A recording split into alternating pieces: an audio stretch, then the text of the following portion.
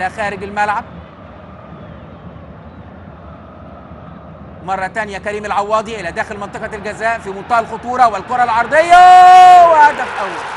هدف أول لصالح نادي الإفريقي يحرزه المحترف التشادي إيزيشال ندوسال. هدف مبكر جدا في الدقيقة الثالثة من كرة تماما من الرقابة، لا يجد أي صعوبة في أن يضعها بضربة رأس على يسار الحارس عبد الواحد السيد ليتقدم نادي الإفريقي بهدف في الدقيقة الثالثة. إذن 1-0 لصالح الإفريقي. ها هي إعادة الهدف. خد الخطوة إيزيشال ندوسال قبل عمرو الصفتي، حط عمرو الصفتي في ظهره ووجه الكرة بضربة رأس على يسار عبد.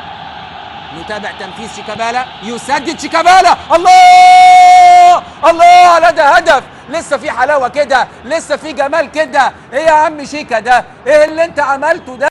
يحرزه نادي الزمالك عن طريق الفتى الموهوب جوهرة الزمالك السمراء محمود عبد الرازق شيكابالا، لتنطلق فرحة الجماهير المصرية الموجودة في ملعب المباراة. لسه بقول لحضراتكم، هل سيسدد من هذه المسافة البعيدة؟ بالفعل يسدد، ويسدد كما ينبغي أن يكون التسديد في أقصى الزاوية اليسرى على يسار الحارس عادل النفزي، ما يقدرش يعمل لها أي حاجة لتصبح النتيجة ثابتة. وضربة حرة مباشرة من الجانب الأيسر.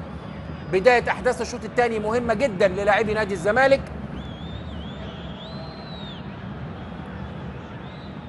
حكم اللقاء لسه ما اداش الإذن.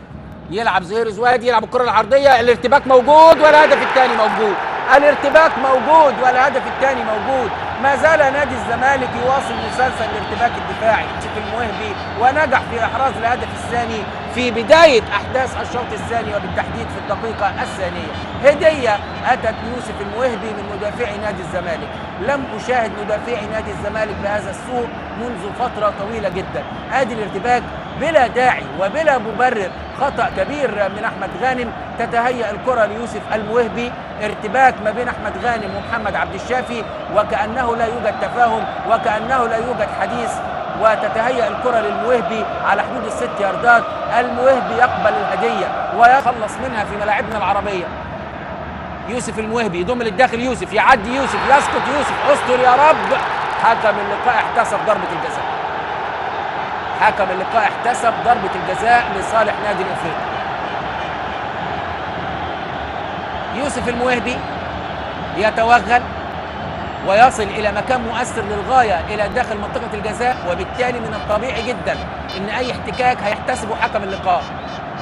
أحمد غانم بقلة خبرة يعمل كده كماشة على يوسف الموهبي مع محمود فتح الله، وضربة الجزاء يحتسبها الحكم الدولي الكاميروني اليو ميانت.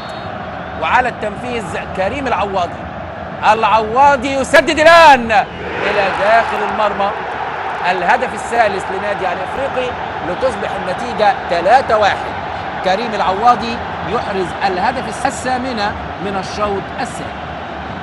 تزداد الأمور صعوبة على لاعبي نادي الزمالك وعلى جهازهم الفني بقيادة حسام حسن.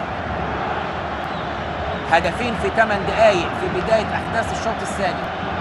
بداية مثالية للإفريقي لأحداث هذا الشوط، وبداية سيئة للغاية لنادي الزمالك.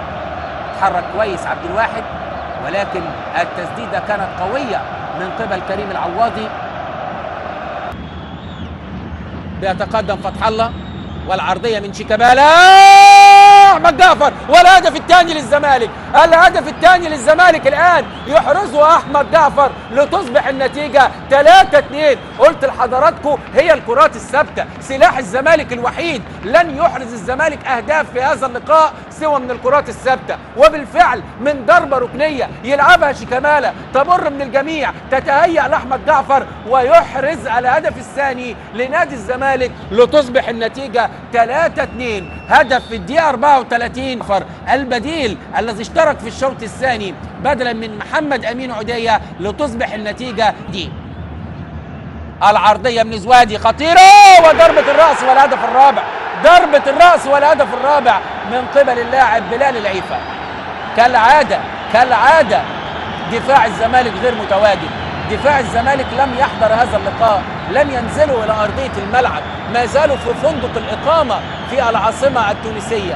دفاع نادي الزمالك لم يحضر إلى ملعب هذا اللقاء عزيزي المشاهد، وبالتالي من الطبيعي جدا أن يحرز الإفريقي 4 أهداف. هذه الكرة العرضية بلال العيفي خالي تماما